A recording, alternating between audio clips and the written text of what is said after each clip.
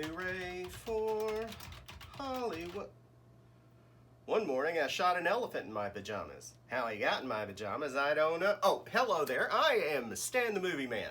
Yes, I have a cold. And this is my review of The Invisible Man, starring Elizabeth Moss, Oliver Jackson-Cohen, Michael Dorman, Aldous Hodge, Storm Reed, and more. It is the story of a young woman named Cecilia Cass, played by Elizabeth Moss, who is in an abusive relationship with a very rich fella, by the name of Adrian Griffin, played by Oliver Jackson-Cohen. She plots and plans and manages to escape from him, but she is in constant fear that he will track her down, until she is informed by her sister, Emily Cass, played by Harriet Dyer, that he has committed suicide. And she is shocked and relieved. She is the happiest person to ever hear that somebody with whom she was in a relationship had died. She is informed that she is the heir to his estate. She's informed of that by a letter from Tom Griffin, who is Adrian's brother, played by Michael Dorman. And that letter arrives at James and Sydney Lanier's house. James is played by Aldous Hodge. His daughter Sydney, played by Storm Reed. That's where Cecilia's been staying since she escaped. And nobody was supposed to know where she lived, but somehow this letter arrived at her home. She finds out that she is the heir to the fortune that amounts to $5 million, and she will receive it in monthly installments of $100,000 for the next 4+ years. But she has to abide by certain rules. One of those rules is she can't be charged with a crime, and she can't be found mentally incompetent. That second one really comes into play because weird things start happening around her. She starts to feel like she's being watched. Things start to disappear. Accidents happen.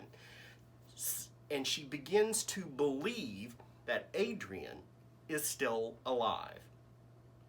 Nobody believes her. And that's where this movie takes off. This is one of the most tense films I have ever seen. I could tell from the trailer that it was going to be this way. And I almost didn't want to see this movie because while I like a good horror movie, I don't like being constantly tense. And this movie is like tense for 2 hours. And anytime Cecilia is alone, you just know something is about to happen. Lee Winnell, who is the director and also wrote the script,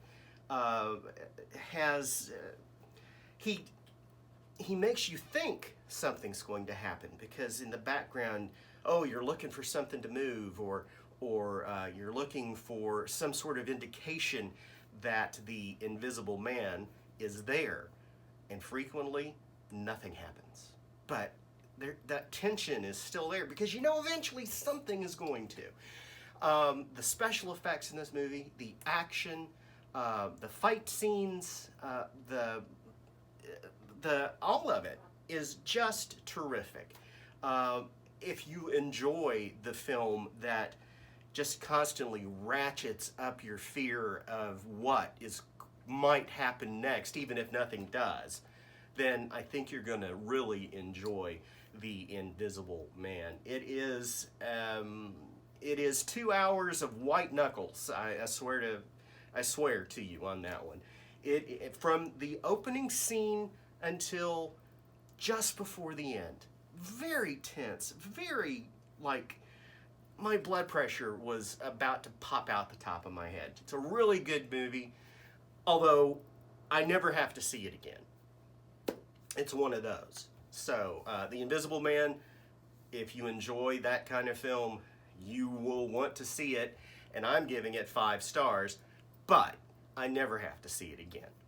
Go to stanthemovieman.com to read my complete review of The Invisible Man.